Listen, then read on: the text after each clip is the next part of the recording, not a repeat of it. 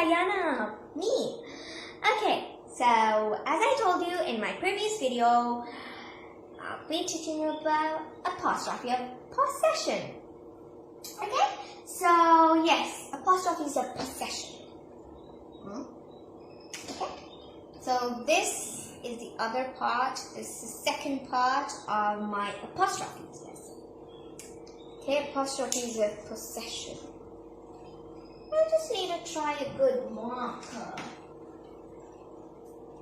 Okay, hold on. So apostrophe is a possession. Then now, just forget the apostrophe part. But when I say possession, what is this? You know what this is? Yes, it's a brain, correct.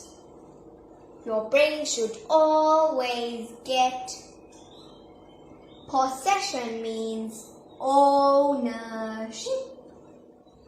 Whenever you hear, I'll just write it in one word because some of my friends will find it hard to read.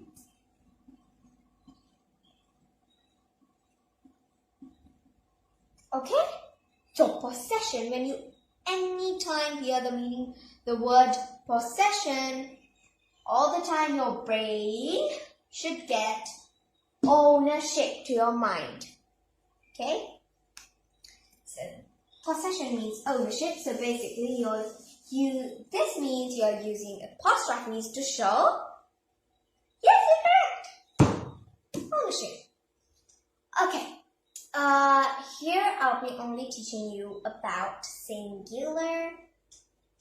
How do you put it in singular? Because in plural you have to think about more and you have to learn a little more than singular, and it's a little more tricky. So yeah, but don't take it as oh my god, it's so tricky, and just don't panic. But this is just easy, really easy. So basically, here you basically have to put apostrophes to show possession. So I'll be showing you some examples. Here, if we take, for an example, the girls' ball. Without saying the girls' ball all the time, you can say girls' ball. So it's girl. Oh, sorry. The ball belongs to the girl. Sorry, I just made a big mistake. Sorry. Okay? Without saying the ball belongs to the girl, you can just shorten this whole thing into 2 words. How easy is that, If you shorten this whole thing, show ownership, you can say girls' ball.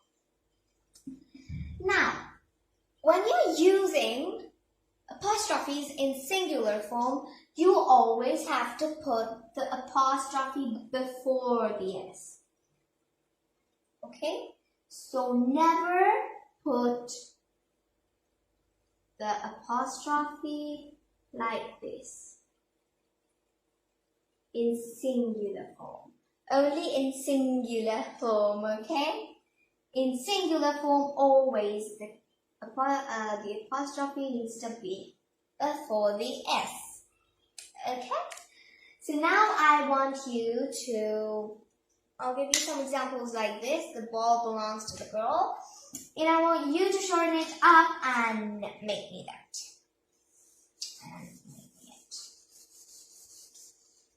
Oh, yes. And also I'll be giving you some, it's just super easy. It's not that hard. Don't have to think about it much. Okay? So the I want you to do while I'm writing. The cage belonging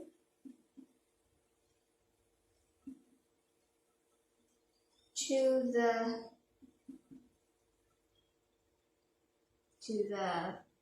man. Okay? The cage belonging to the man. You need to write. Can you please tell me what you need to write here? This is A and this is B. I want you to do this because I'm writing this.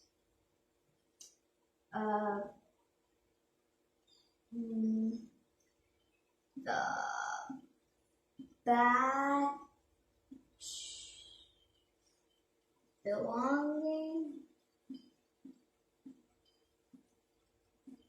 to the, sorry, can you see, to the boy.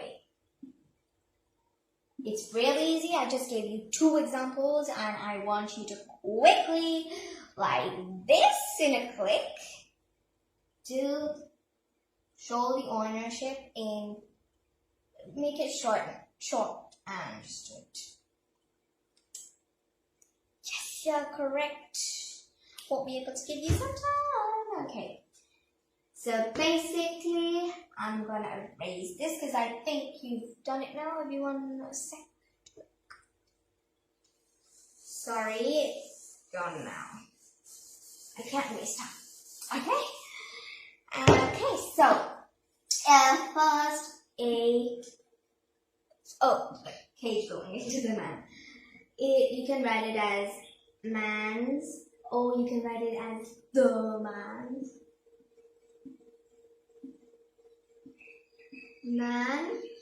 Man is singular, so you need to put the apostrophe before the S. Okay? The man's cage. And B is the boy, singular, bat. Bat meaning not the bird bat. It's the bat that you hit the ball with. Okay? And you play cricket. Bat. Okay? And that's it for that. And again to review. Oh, sorry. And I'll tell you an easy peasy way to remember the apostrophe. I sometimes like to call this apostrophe the naughty comma. Because I like to call this the naughty comma because the comma is the good comma. You know why? Because a lot of kids, a lot of my friends and a lot of people tell that the apostrophe is a comma. They get a little jumbled up for that, but it is actually an apostrophe. Some people call it a comma. So I like to call it the naughty comma because it always stays up. It doesn't come down. So make sure you don't get jumbled up with that. Okay? Make sure the naughty comma is the naughty comma and the good comma is the good comma. Okay? So don't get that jumbled up. And if you want, you can call it the ladder comma because you use a ladder to go up. Don't you? Yes, so you can call it the ladder comma, naughty comma, anything you want. Okay? And yes, that's it for today. And bye-bye. See you in my next video.